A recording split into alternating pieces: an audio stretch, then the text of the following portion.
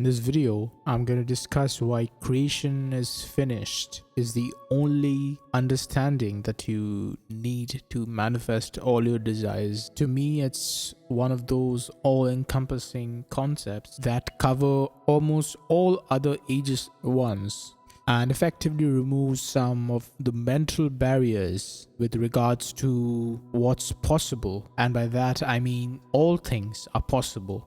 Now, I understand that as finite beings, it's a little bit difficult for us to wrap our minds around the idea of infinity, as we often try to quantify things in our world. And infinity, by very definition, is something that cannot be quantified. So there's this mismatch in the idea of infinity and what we are capable of understanding as finite human beings. But thankfully, it's the role of our higher selves, or the fourth dimensional component of us, that's really responsible for navigating this space. Now, I already spoke about the idea of time and the concept of parallel realities in my last video, but I did not really discuss anything with regards to manifesting, and deliberately left out a very important thought experiment so as not to stretch out the video for too long. But in this one, I'm gonna really share one very interesting idea that would help you understand that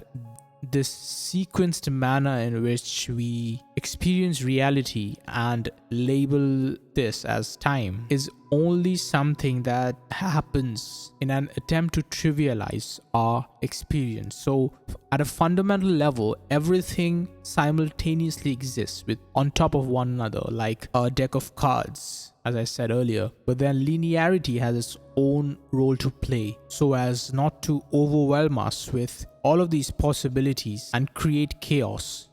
So here's how the thought experiment goes. We have a man named John who's 35 years of age, who's married with a kid and a day job. Now, John made a key decision at the age of 25, which led him to this current life. He met his wife and then had a daughter, and simultaneously he found opportunities that led him to his current job. The first version of John manifested this life unknowingly, so he isn't consciously aware of the power of imagination, but through his daydreams, some of his ideas he got as a kid, he unknowingly went down this road. The second version of John is also a 35-year-old man who's had the same experience as the first version for the first 25 years.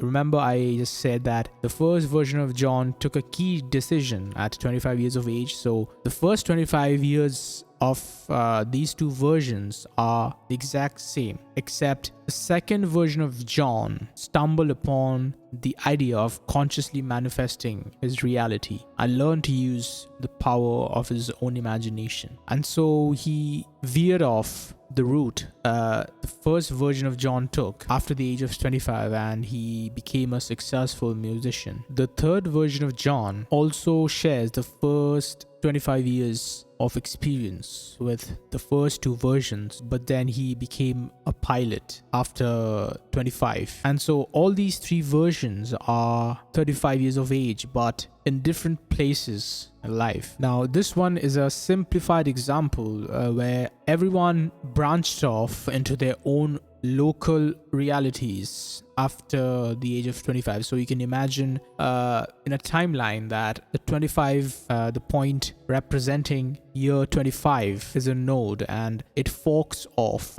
in three separate directions, right? Each fork represents the three versions of John. Now, we have these versions of John and an infinite other ones that branch off from the age of 25, right? You can think of infinite other forks down the road, each representing an infinite number of possibilities. Now, it's not possible for you to comprehend that, but no matter what infinity represents in the grand scheme of things, you must keep in mind that it's all contained within consciousness or God consciousness. So the sum total of all possibilities of everything happening is simultaneously contained in the God consciousness, and they all exist now in the present moment in time. So this is the part where my entire example of this timeline falls apart. Now I use this timeline, this idea of him branching off from 25 years onwards, just to help you understand the idea. But from the perspective of infinity, there's no such thing as a linear time.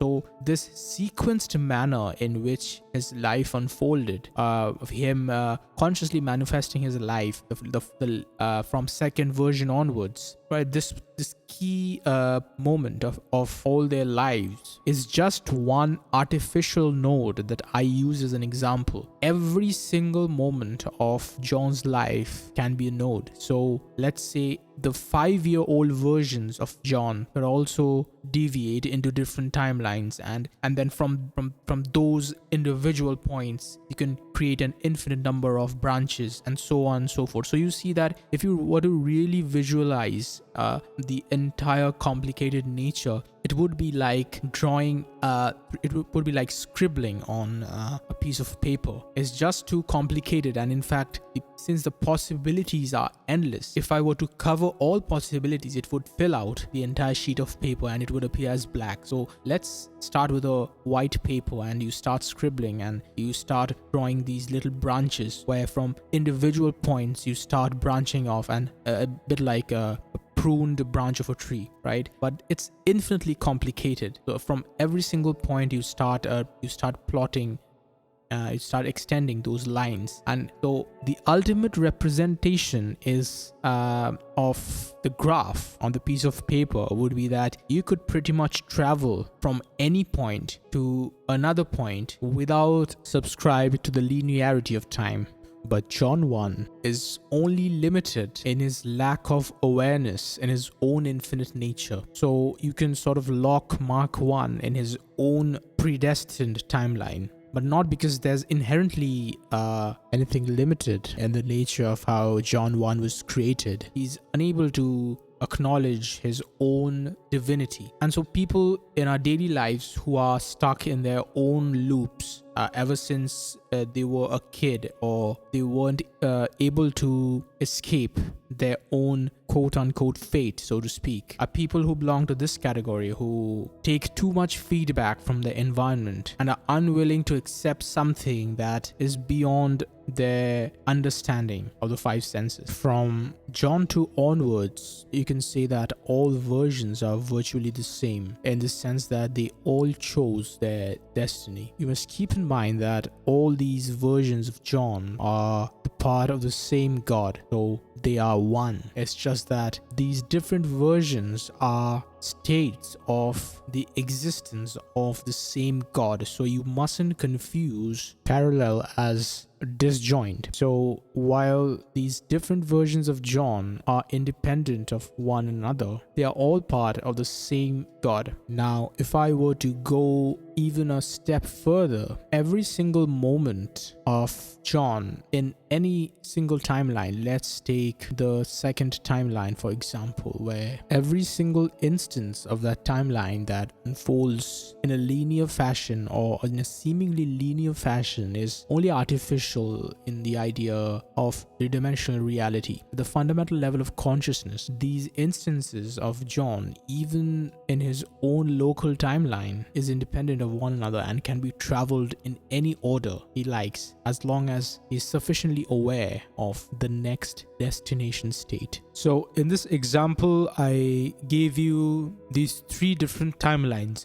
and by definition, timelines are supposed to indicate time that's linear to our 5 senses. But if I modify this timeline with this idea of infinity that I just discussed, then we can go from any point to any other point. What this means is that the second John can experience his reality after completion of first version, which means that John 2 can experience his own reality, let's say since his own birth, after having all the sum total of John 1's experience. Now, you might ask, how can one experience life as an infant after having experienced life as an old man? So, since I said that the second version of John experiences life in this modified example, of course, after the completion of John 1's entire life, till his death, say. So, isn't this violating the very idea of time? You see, this haphazard and non-linear manner is a characteristic of the 4D infinite reality. If you're into sci-fi films, which are really intellectually intensive and uses lots of scientific ideas, quantum physics, time jump, time travel, etc., you'll find this entire idea to be very interesting. So the film Predestination explores this very same concept. Rather, it's slightly different in the sense that it uses, it makes different versions, different timeline versions interact with one another. But the thing here is that when it comes to manifestation, or rather the theory that we can use to our own advantage, is that this linearity of time of certain things happening after something else is just a consequence of us subscribing to some of the laws of the universe, which actually sits on top of the law of vibration and law of infinite potential. So the fact that you can experience new things into your past is quite mind-boggling. This means that you don't have to necessarily branch off, like in the example I gave in the first instance of the example where the three versions of John branch off around the age of 25. You can literally change your past using revision. So the whole point of me going down this rabbit hole of explaining the complexities of time and the fact that linearity is just an illusion is to remove that last barrier that's preventing you from focusing on the things that you want, especially if it seems impossible or it seems to directly contradict your past. And I'm not talking about the very common success stories where you used to fail at something once and now you believe in yourself and you finally win. I'm talking about things that might even include death. For example, we accept death as something that's final, that's indelible, something that cannot be changed. But how the universe brings this to being, rather how you are finally able to interact with a loved one, is not something that you should concern yourself with. So since we are on this topic of death already, let's explore this idea further. Let's say you want to manifest communication with a loved one who has passed away, and the fact that they aren't anymore makes you believe that it's impossible for you to establish any form of communication with them. Now, this impossibility stems from this larger idea of time, that of past, present, and future. How can you manifest live communication after someone's death? Isn't that a little bit weird, or isn't that violating fundamental laws of life as we've known for so long? If you take into consideration the modified example of the three Johns, I just said that you can travel from any point to any point. It's just that you must bring into awareness the final state and have complete faith in the image. All instances and definitions of the I am exists in the now. All versions of your loved ones, whether they're dead or alive, also exist in the now. They are all within this infinite realm of the superconscious, and the only way you can realize it through your five senses is by bringing it to your consciousness. And how do we do so? By bringing into awareness and focusing on the desire. You can view reality as a frame-by-frame event that is unfolding in a manner that's defined for easy comprehension. That doesn't mean that these frames are sequentially bound together. The first thing that comes to mind when I speak of a frame-by-frame video is that of a film. So if you're familiar with a video file that sits on your computer and a video player plays it, it essentially displays a huge number of pictures and plays it in a very seamless and fast manner so as to create this illusion of motion. So the only thing that's happening is change, and the event and the things that are seemingly changing is a direct consequence of the video player changing these frames in a fast, seamless manner. So fundamentally, a movie file contains lots of pictures. If you are familiar with frame per second or frame rates, then you get the idea. So this video you're viewing on YouTube is a standard 24 frames per second video. What this means is that every second has 24 pictures. Like a flip book, you are going through 24 pictures per second of this video, and since each of those pictures are being displayed in such a small period of time, your brain can't perceive it as single stills of 24 pictures. And so this change on your screen is what's causing this animation to appear as real. Now, this idea of film and a 3D reality bound by the concept of time are quite similar. However, if I take into consideration consciousness, then they differ in the fact that our consciousness dictates how these frames unfold and the order in which they unfold. So unlike a movie, the things aren't predetermined. It's not like a director of some sort came along and weave together these different scenes that are unfolding in your reality, and you are being forced to view it like some NPC, like someone without any control. You are both the director and the viewer of this film you are constantly watching in human form, but you don't choose the exact sequence of how the events in your reality will be weaved together. Your role is to choose the end frame you want to experience, and its justification is done by your subconscious mind that drives you towards that frame. Your role is to conceptualize your end desire. This can be done in multiple ways. You can construct a full-fledged scene or focus on the essence of what you want. Either way, if you are precise and persistent in the thing that you want, your subconscious will drive you towards a frame that justifies this feeling. This conscious appropriation of things that can't be perceived by your five senses immediately is the true definition of prayer. It isn't begging or pleading, because you can't beg or plead to yourself. So the fact that you are doing so must automatically mean that you're forgetting that it is you yourself, or rather a larger part of yourself, that is creating everything. So you see how nothing is impossible in the grand scheme of things, because whatever possibility you can think of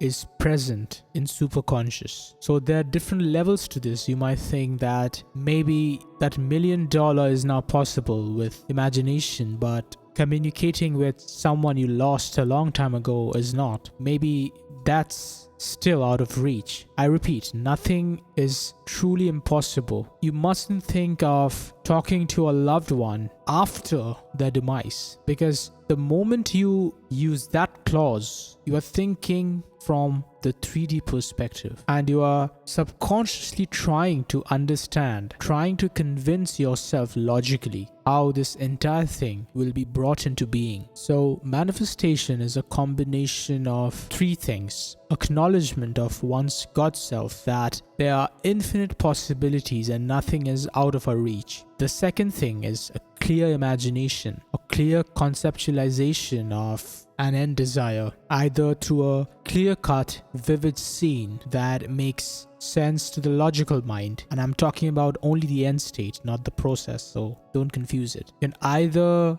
give yourself a very clear, vivid picture, like we do during SATs, or stick to an abstract, generic idea and reinforce the feeling using affirmations. You can use Dr. Joseph Murphy's affirmations. It's quite broad and covers lots of areas, and you won't find yourself running into too many specifics. And just a small tip over here: if you're thinking in generic terms, like I'm wealthy, I'm abundant, then your affirmations should also be sufficiently broad and vague in that regard. I mustn't say vague because that implies a lack of clarity, but I mean, you get the idea. In fact, it's a lot easier to conjure the feeling of being wealthy rather than conjure the feeling of having exactly $100,000, because you would have to quantify and imagine certain things that show you that reality. So for example, you can visualize that amount in your phone app or through a check. But personally, I like using these vague affirmations, these really broad ones, because I don't really look for how these things are going to come about. And so the process of letting go is a lot easier. And the third thing is persistence. So after you've imagined successfully, and let's say you do so in a meditative state, or during morning hours you write your script. The problem is when you come out of it, when you are not engaging in those specific practices and going about life, doing regular stuff. That's the most challenging part, and there's almost a part of us that revolts and tries to really push us back to that old state. So for example, if you're really broke and you're manifesting $100,000, then immediately after that meditative session, there's this part of you that tries to show you the stark contrast between the thing you wish for and your current reality. So that is a very important thing to navigate. While I wouldn't want to go into too much details in this video, if I were to share a single tip, it would be making efforts to neutralize the negative feeling rather than try to stay in an elevated mood for the rest of your day. So you need not feel wealthy throughout your day, but you could neutralize your mind. That is, if you could sort of stay engaged in things that aren't about wealth, that has nothing to do with wealth, then you'll notice that a lot of your work retains its original momentum. So while we don't have too many tools out there to quantify our feelings and measure whether or not we are in the right state, you must make sure that if you move 2 steps forward, then you must not move any more than 1 step backward. I hope you learned something new today in this video. As a science student, I've always explored the idea of time, parallel reality, independently of the law of attraction, but it's quite fascinating how manifestation is one of the most practical applications of the idea of parallel reality. Thank you for sticking around till the end. See you in the next video.